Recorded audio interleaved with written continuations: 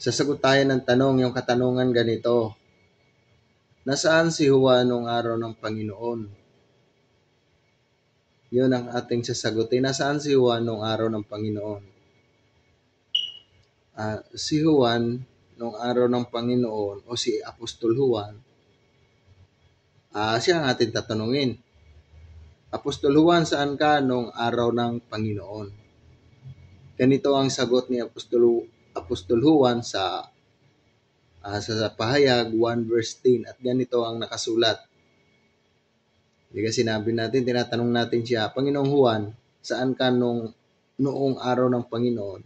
Ang sabi po ng Apostol Juan, ako'y nasa espiritu ng araw ng Panginoon at narinig ko sa aking likuran ang dakilang tinig na tulad sa isang pakakak. Kaya yung tanong mo, nasaan si Juan noong araw ng Panginoon? Ang sagot ni Apostol Juan sa Pahayag 1:10 at ganito yung sagot niya. Ako'y nasa espiritu ng araw ng Panginoon at narinig ko sa aking likuran ang dakilang tinig na tulad sa isang pakakak. Hanggang dito na lang. Ingat at paalam.